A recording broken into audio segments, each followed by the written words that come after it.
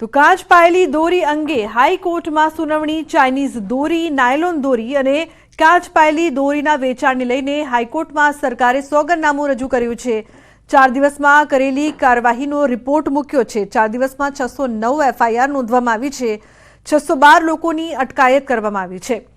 હાઈકોર્ટે આ પ્રશ્નને કાયમી પ્રશ્ન ગણાવ્યો। કોર્ટે નોંધ્યું કે આ પ્રતિબંધિત દોરીની સુનાવણી સપ્ટેમ્બર માસમાં થવી યોગ્ય છે। તેનાથી પ્રતિબંધિત દોરી પર યોગ્ય અમલીકરણ થઈ શકે। આગામી 3 દિવસ સુધી પણ આ જ પ્રકારના પ્રતિબંધિત દોરી પર અમલવારી ચાલુ રહેશે। તો સુરતમાં ઉત્તરાયણ પહેલા દોરીથી યુવકનું ગળું કપાયું। ઉધના દરવાજાથી પાંડેસરા જતા રોડ ઉપર પતંગની દોરીથી યુવકનું ગળું કપાયું। માતા પુત્ર સાથે બાઇક પર જતી વખતે ઘટના બની। ઇજાગ્રસ્તને સારવાર અર્થે નવી સિવિલ ખસેડાયો।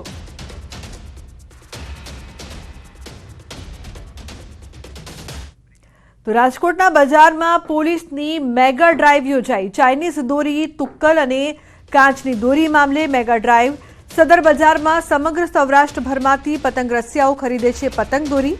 હાઈકોર્ટે કરેલ ટકોર બાદ રાજકોટ પોલીસ એક્શન મોડમાં દરેક દુકાનો અને રેકડીઓમાં દોરી મામલે સઘન ચેકિંગ હાથ ધરાયું। તો રાજકોટમાં બજારોમાં પોલીસની મેગા ડ્રાઈવ યોજાઈ। ઉત્તરાયણ પહેલા ખાસ પોલીસની મેગા ડ્રાઈવ। ચાઇનીઝ દોરી, તુક્કલ અને કાચની દોરી મામલે તપાસ કરવામાં આવી।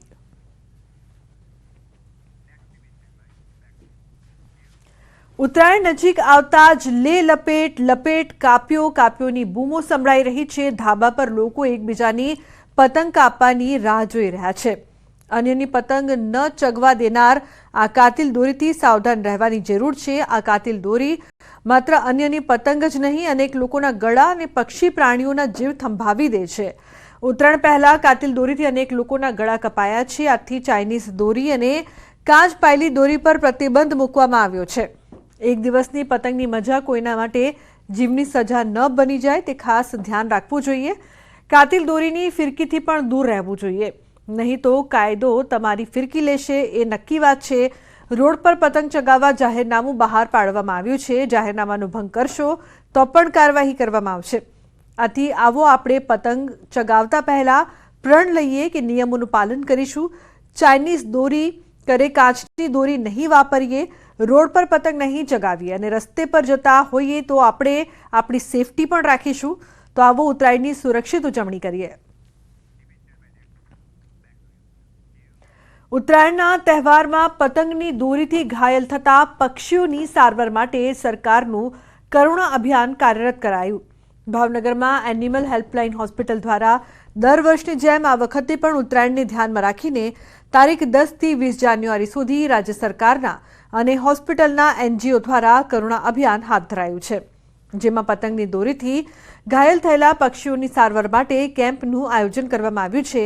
આ અભિયાન માટે 70 થી વધુ જીવદયા પ્રેમીઓ સેવા બજાવશે। ભાવનગર શહેરમાં જીવરક્ષક દળ દ્વારા છેલ્લા 7 વર્ષથી અબોલ પશુઓ અને પક્ષીઓની સારવાર માટે કાર્યરત એનિમલ હોસ્પિટલમાં આજ દિન સુધીમાં અંદાજે 90,000થી વધુ ઘવાયેલા પક્ષીઓ અને પશુઓની નિષ્ણાત પશુ ડોક્ટરો દ્વારા સારવાર કરાઈ છે। ત્યારે હાલમાં જીવદયા ગ્રુપની 50 કાર્યકર્તાઓની ટીમ મકર સંક્રાંતિ પર્વને લઈને એલર્ટ મોડમાં છે। છેલ્લા 11 વર્ષથી જીવદયા ક્ષેત્રે ભાવનગર શહેર અને આસપાસના એરિયામાં કામ કરી રહ્યા છીએ। 2 એમ્બ્યુલન્સ દ્વારા આપણે એક હેલ્પલાઇન નંબર ડિસ્પ્લે કરેલો છે 9157 109 જેના દ્વારા લોકો આની ઉપર કોલ કરતા હોય છે અને કોઈ પણ એનિમલ જો ટ્રીટ એનિમલનો કોઈ પણ આપણે સારવાર કરતા હોય સ્થળ ઉપર જઈ અને અહીંયા લાવીને પણ દર વર્ષે જે આપણે ઉત્તરાયણનો પર્વ 14 જાન્યુઆરીના રોજ આવે છે, એટલે આ પર્વના પહેલા અને પછીના દિવસોમાં સરકારશ્રી દ્વારા કરુણા અભિયાન ચલાવવામાં આવે છે। આ વખતે પણ કરુણા અભિયાન 2025 ચલાવવામાં આવ્યું છે, જેનો મુખ્ય ઉદ્દેશ છે જે પતંગની દોરીથી ઘાયલ થયેલા પક્ષીઓ હોય છે એમને સારવાર પૂરી પાડવાનો। આ કાર્યક્રમ આજથી જ આમ તો શરૂ થયો છે, જેમાં પશુપાલન ખાતાની દરેક અલગ અલગ તાલુકા ઉપર 15 જેવી ટીમ છે અને કુલ 45નો અમારો મેન પાવર સાથે કરુણા અભિયાન આજથી શરૂ કરેલ છે અને પક્ષીઓ જે સારવારના સ્થળે લાવવામાં આવે છે એને ઇન્ટેન્સિવ સારવાર આપવામાં આવે છે અને મહત્તમ પક્ષીઓને બચાવવામાં આવે એવા ઉદ્દેશ સાથે આ કાર્યક્રમ હાથ ધરવામાં આવેલ છે। તો પતંગ રસિયાઓને પતંગોત્સવની આતુરતાપૂર્વક રાહ છે, ત્યારે બીજી તરફ અબોલ પક્ષીઓને ઘાતક દોરીથી બચાવવાની પણ કવાયત શરૂ થઈ ગઈ છે. ઉત્તરાયણમાં ઘાયલ થતા સૌથી વધુ પક્ષીઓ માટે કરુણા હેલ્પલાઇન દ્વારા 13 એમ્બ્યુલન્સ દોડાવવામાં આવશે. આ એમ્બ્યુલન્સ પાલડી, વાડજ, સાબરમતી, બાપુનગર સહિત અલગ અલગ જગ્યાએ ગોઠવવામાં આવશે. કરુણા હેલ્પલાઇન 1962 પર ફોન કરી જે પણ વ્યક્તિ જાણ કરશે તરત દોરીથી ઘાયલ થતા પક્ષીઓને સારવાર માટે એમ્બ્યુલન્સ પહોંચી જશે. સામાન્ય દિવસોમાં રાજ્યમાં 37 એમ્બ્યુલન્સ જ હોય છે, પણ ઉત્તરાયણને લઈને વધારાની 50 એમ્બ્યુલન્સ મળીને કુલ 87 જેટલી એમ્બ્યુલન્સ તૈનાત રહેશે.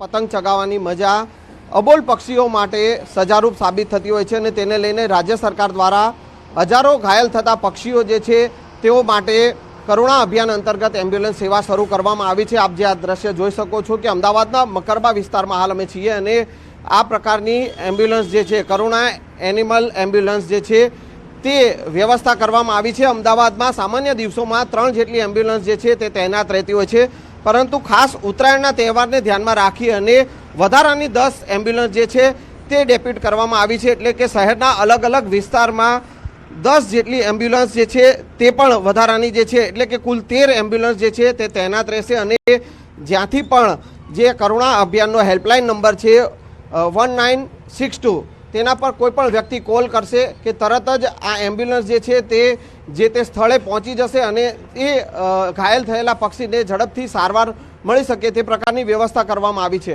રાજ્યમાં સામાન્ય દિવસોમાં 37 જેટલી એમ્બ્યુલન્સ જે છે તે તૈનાત રહેતી હોય છે, પરંતુ રાજ્યમાં આ વખતે વધારાની 50 એમ્બ્યુલન્સ જે છે તે પણ ડિપ્લોય કરવામાં આવી છે. એટલે કે કુલ રાજ્યભરમાં 87 જેટલી એમ્બ્યુલન્સ જે છે તે કાર્યરત રહેશે અને કરુણા અભિયાનના જે હેલ્પલાઇન નંબર પર જે પણ વ્યક્તિ જે છે તે પક્ષીની સારવાર માટે હેલ્પલાઇન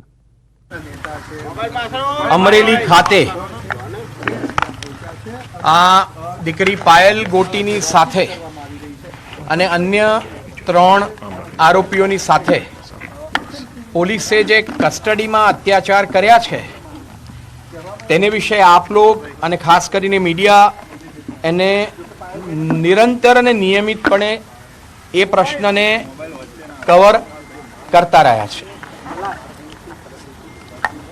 પાયલ જે અત્યારે આપ સમક્ષ મારી સાથે ઊભી છે તેનું કહેવાનું એ છે કે એક તો મને 12 વાગે રાત્રે મારા ઘરેથી અમરેલીથી 8 કિલોમીટર દૂર વિઠ્ઠલનગર ગામમાં પોલીસે મને ઉપાડી. એટલે સૂર્યાસ્ત અને સૂર્યોદયની વચ્ચે બહુ રીઢા ગુના ના હોય અથવા તો બહુ મોટા ના હોય કે જેમાં વ્યક્તિને ખુલ્લો રાખીએ તો સમાજને નુકસાન થાય એવું હોય, એ સિવાય સૂર્યાસ્તથી સૂર્યોદયની વચ્ચે આ દીકરીને પોલીસ પકડીને એલસીબી અમરેલી ખાતે લઈ ગઈ તે પહેલો ગુનો. બીજું કે એની સામે તહોમત પુરવાર થાય તેની પહેલા એસપી સંજય કોરાટની ઓફિસમાં પ્રેસ કોન્ફરન્સ કરી અને દીકરી પાયલ ગોટીને અને 3 આરોપીઓને અન્ય પોલીસ અધિકારીઓ અને કર્મચારીઓની વચ્ચે ઊભા રાખ્યા અને એવું પ્રદર્શન કર્યું કે આ લોકો જાણે રીઢા ગુનેગાર છે ને એ લોકોએ તો કંઈ શું કરી નાખ્યું છે. આ લોકો ડ્રગ પેડલર નથી, આ લોકો આતંકવાદી નથી, આ લોકો કંઈ મોટા બુટલેગર નથી અને આ લોકોએ અનેક ગુના નથી કર્યા. એક પણ ગુનો આ લોકોના નામે નોંધાયો નથી. પ્રેસ કોન્ફરન્સમાં ગુનો પુરવાર થાય તેની પહેલા એસપી સંજય કોરાટની ઓફિસમાં આ લોકોની આઈડેન્ટિટી ડિસ્ક્લોઝ કરવી એ પણ બીજો ગુનો પોલીસે કર્યો છે. કારણ કે આ રીતે તહોમતદારોને ગુનો પુરવાર થાય તેની પહેલા લોક સમક્ષ, છાપા સમક્ષ અને મીડિયા સમક્ષ મૂકવા તે તેમની આબરૂ લૂંટવા સમૂહ છે. ત્યારબાદ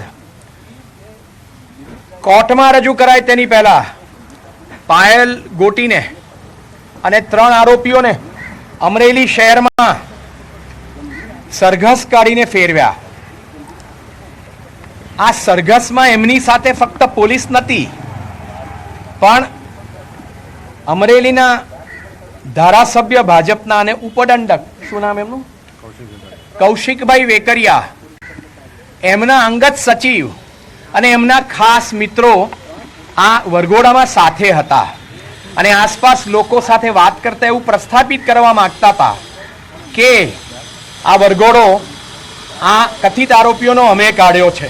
એનો અર્થ એ કે અમરેલીનો ધારાસભ્ય કૌશિક વેકરિયા એ ભલે પ્રત્યક્ષ રૂપે હાજર નહોતો પણ અપ્રત્યક્ષ રૂપે હાજર હતો અને પોલીસે ધારાસભ્ય દ્વારા પોતાનો ઉપયોગ કરાવડાવ્યો અને આ દેશની રક્ષકની જગ્યાએ પોલીસ ભાડુતી સૈનિક થઈ ગઈ. એ એમનો ત્રીજો ગુનો અને એમને વાંધો છે એની ફરિયાદ કરી. ચોથું કે પાયલબેનને પોલીસ કસ્ટડીમાં પેલા ઘંટીના પટ્ટા હોય જેને દંડા સાથે બાંધે અને આ શસ્ત્ર ફક્ત તમને એલસીબી અને એસઓજી દરેક જિલ્લામાં જોવા મળે, એનાથી એને મારી. અન્ય તહોમતદાર મનીષભાઈ વાઘસિયા જેમની ઓફિસમાં આ દીકરી કામ કરે છે એને પણ બેરહેમીથી એની હાજરીમાં માર્યો અને એની જરૂર નથી. શાને માટે માર્યા? અને અગત્યનું ત્યાં પણ છે કે એને જ્યારે મારી એ ઉપરાંત એસપીએ આ બહેન જે જગ્યાએ નોકરી કરે છે એ વ્યક્તિને બીજેપીનો પીઢ કાર્યકર છે તેને માર્યો ત્યારે પણ બીજેપીના ધારાસભ્યના બધા મિત્રો ત્યાં હાજર હતા. એટલે એસપી સાહેબ અને ધારાસભ્યના મિત્રો ત્યાં હાજર હતા. એટલે આ એસપી સાહેબ છે તે ભારતની સરકાર માટે કે બીજેપીના ધારાસભ્ય માટે કામ કરતા હતા અને તેને માર્યું, તેનો એક બીજો ગુનો બને છે જે અમે રેસ કર્યો. અને ત્યાર પછી કોર્ટમાં જુઠ્ઠું બોલ્યા કે અમે 28મી તારીખે 4 વાગે આ લોકોની ધરપકડ કરી છે. અમે કહ્યું કે સાહેબ કોર્ટમાં જુઠ્ઠું બોલવું એ ઇન્વેસ્ટિગેટિંગ ઓફિસર માટે ગુનો કહેવાય અને આ લોકોને આ દીકરીને અને અન્યોને પકડ્યા 27મીની રાત્રે અને કહ્યું છે કે 28મી સાંજે 4 વાગે પકડ્યા છે. એટલે અમરેલીની પોલીસે કોર્ટને પણ ગેરમાર્ગે દોરી એ ગુનો બને છે. આ ઉપરાંત દીકરીને જ્યારે રિમાન્ડ પૂરા થયા અને જેલમાં મોકલી આપી ત્યારે ફરિયાદી અને ધારાસભ્યના મિત્ર અને વકીલ એના કહેવાને કારણે, અમરેલીના એક જાણીતા વકીલ છે, કહેવાને કારણે ધારાસભ્યના બહુ જ નજીકના મિત્રોએ ભેગા થઈને દીકરીના પિતાને પોતાને ત્યાં બોલાવ્યા અને વિડીયો કરાવડાવ્યો કે અમરેલીના ધારાસભ્યમાં અમને કોઈ પ્રશ્ન નથી, એ ખૂબ સારું કામ કરે છે અને અન્ય બિનજરૂરી વાતો એમની પાસે બોલાવડાવી. કારણ કે ત્યાં સુધી પાટીદાર સમાજે પોતે અવાજ ઊંચો કર્યો હતો અને એમએલએને ખબર પડી ગઈ કે અમે લોકો શું કરીએ છીએ. આ ઉપરાંત 29મી તારીખે ગુજરાતના માનવંતા રાજ્ય કક્ષાના ગૃહમંત્રી હર્ષભાઈ સંઘવી એ પણ અમરેલીમાં હાજર હતા અને એસપી સંજય કોરાટ જેમણે આ દીકરીનું અને અન્ય આરોપીઓનું સરઘસ કાઢ્યું અને 29મી ને 30મીએ પોલીસ સ્ટેશનમાં પટ્ટાથી માર્યા. તેની પહેલા એસપી સાહેબે ગૃહ રાજ્યમંત્રી સાથે મુલાકાત કરી હતી.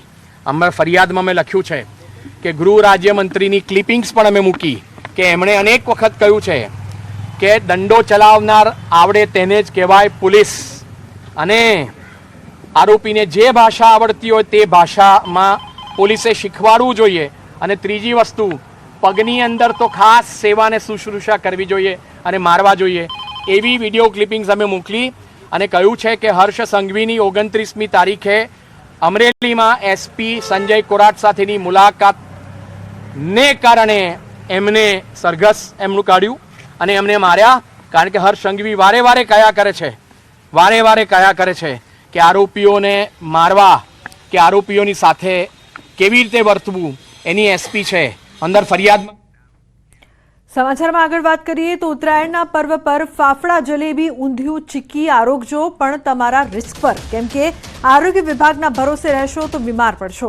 વડોદરા મહાનગરપાલિકાનું આરોગ્ય વિભાગ ઉત્તરાયણના આગલા દિવસે ખાદ્ય પદાર્થોના નમૂના લેવા નીકળ્યું છે, જેનો રિપોર્ટ 14 દિવસ બાદ આવશે. અને રિપોર્ટના આધારે કાર્યવાહી કરાશે. વડોદરાના કડક બજારમાં જુદી જુદી દુકાનોમાંથી ખાદ્ય ચીજોના સેમ્પલ લેવાયા. ત્યારે આ મામલે રિપોર્ટને લઈ સવાલ કરતા અધિકારીઓએ કહ્યું કે રિપોર્ટ તો 14 દિવસ બાદ આવશે. અમારું કામ તો સેમ્પલ લેવાનું છે, રિપોર્ટ કરવાનું કામ તો લેબોરેટરીનું છે. ત્યારે સવાલ એ થાય છે કે જ્યાં સુધી રિપોર્ટ આવશે ત્યાં સુધીમાં તો લાખો લોકો અખાદ્ય ખોરાક આરોગી ચૂક્યા હશે. ઘોડા છૂટ્યા પછી તબેલાને તાળા મારવાનો શું મતલબ? આવતીકાલે ઉત્તરાયણ છે અને આવતીકાલની જો વાત કરીએ તો જે નાગરિકો છે તેઓ મોટી માત્રામાં તલની જે ચીક્કી છે તે આરોગશે. ત્યારે જે વડોદરા મહાનગરપાલિકાની આરોગ્ય શાખાની ટીમ છે તેમના દ્વારા બજારમાં ઠેર ઠેર ચેકિંગ જે છે તે કરવામાં આવી રહ્યું છે. તમે દ્રશ્યો જોઈ રહ્યા છો, કડક બજારના દ્રશ્યો છે અને અહીંયાની એક દુકાનમાંથી જે માવા ચીક્કી છે, તલવાળી ચીક્કી છે અને જે સિંગદાણાની ચીક્કી છે તેના સેમ્પલ જે છે તે લેવામાં આવ્યા છે અને